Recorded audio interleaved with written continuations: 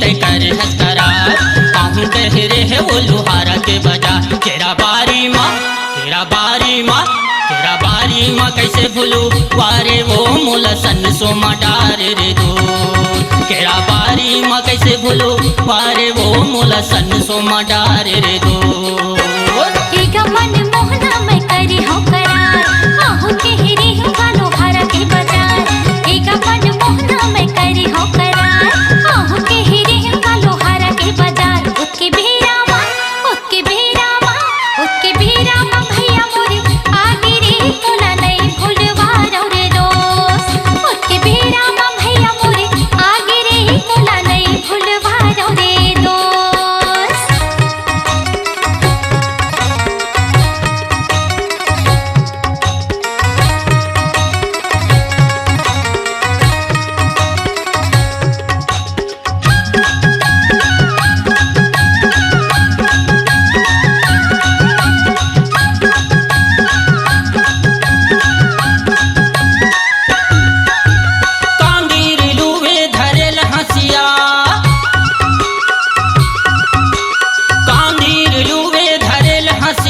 लटपट मपा हाथों गुनके वरतिहा तोर बातला एक मन मोहना मैं करी हो करार आहू कह रही हूँ गालो हारा के बाजार एक मन मोहना मैं करी हो करार आहू कह रही हूँ गालो हारा के बाजार उसके बेरा माँ भैया मोरे आगे रे तोला नहीं भूलवा रे दोस्त उसके बेरा माँ भैया मोरे आगे रे तोला नहीं भूलवा रे दोस्त।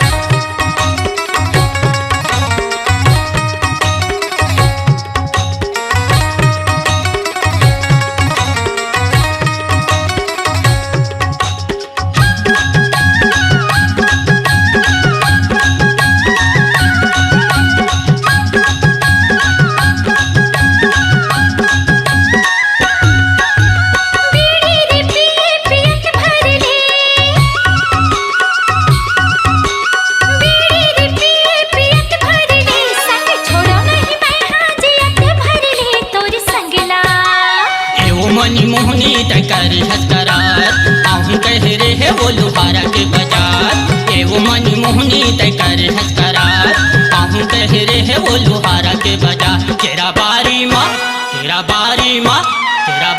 माँ कैसे भूलू वारे वो मोला सन सोमा डार रे दो तेरा बारी माँ कैसे भूलू वारे वो मोला सन सोमा डार रे दो।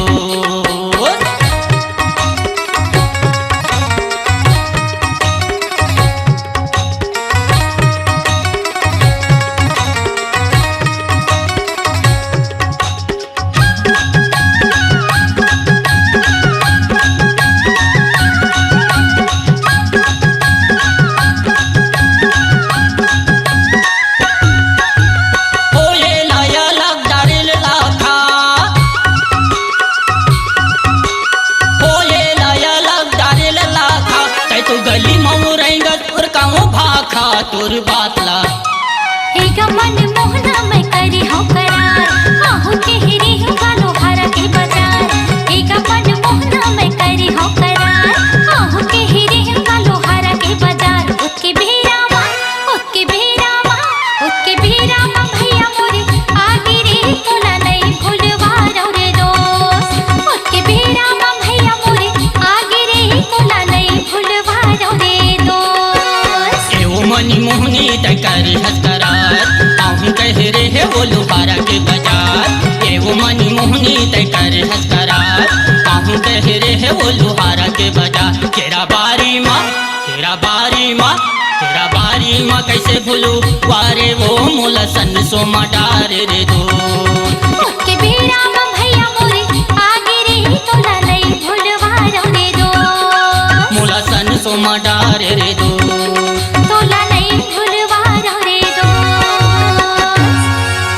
अपनी आवाज को दीजिए एक नया मकाम। डिजिटल रिकॉर्डिंग की दुनिया का जाना पहचाना नाम स्वरांजलि, जहां गूंजती हैं ध्वनियां अपनी माटी की सौंधी सुगंध के साथ। छत्तीसगढ़ी संगीत के विविध रंग जो पहुंचाते हैं पूरे प्रदेश में डिजिटल रिकॉर्डिंग के संग। स्वरांजलि स्टूडियो, नेमी चंद गली नंबर 2, गंजपारा, रायपुर।